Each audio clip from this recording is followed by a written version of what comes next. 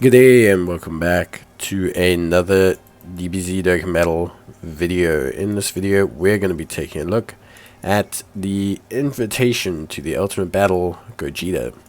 Now, this is a free-to-play unit that was given out with the anniversary, and honestly, will obviously definitely not be as good as other units, but he's also the first anniversary unit ever to receive an EZA, so he is definitely a new point in Dokkan Battle.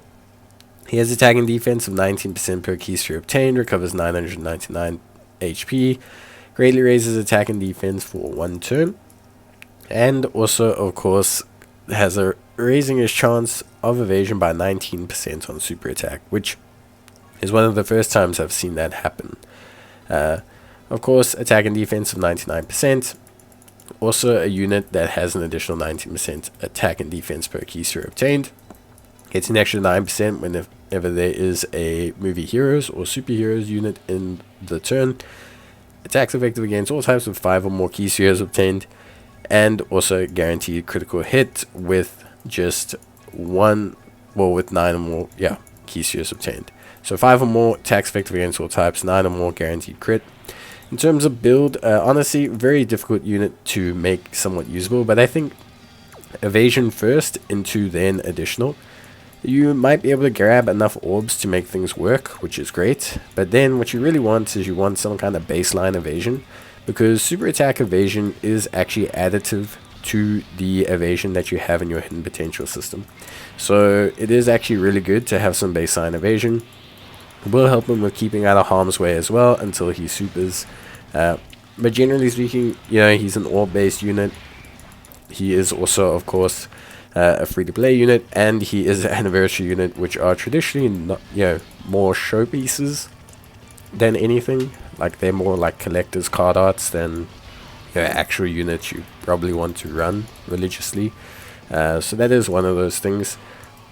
But yeah, overall, honestly speaking, pretty good stuff, I would say, at least from my side. Definitely a really interesting unit. I think he brings a lot of cool little interesting mechanics to the table, which I think a lot of players will appreciate. But numbers wise, being so low in terms of stats, and also being a unit that really struggles, because of orbs and that, you are not going to be getting the craziest numbers out of him. Like, there's going to be situations where, you're going to get a lot of orbs, and you'll see him, like, do maybe 7 mil, 8 mil, and I think if you got a full field, you could definitely get him to, being, like, how can I say, 10 mil? So, he, like, has that ability, but he is also a little bit of a mixed bag, I would say. So it is one of those situations. Honestly speaking, for me, I do think he's a really fun, interesting kind of design. I like that they went with like an EZA unit, but I thought they would have made him like at least moderately more useful. I think, especially nowadays with the numbers that units hit and everything. Maybe, or at least giving him some more evasion, just like maybe making him a good unit that players can actually integrate into their teams without having to try and work around team builds, or functional team changes or gathering orbs or anything like that. Link wise, not a bad link set. Same warrior race, fused fighters, same lineage. He doesn't link particularly great with a lot of units outside of like those free to play go tankses. But he does carry enough links to really be, I would say, enticing to use as a character on a team. So, like, he'll share, like, 2-3 links with people, He's one of those kind of units. So, it is definitely good from that aspect.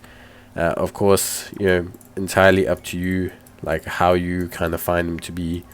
And, but I think ultimately, cool, interesting concept. I would just say probably could have gone a bit harder with it and made it a bit better overall.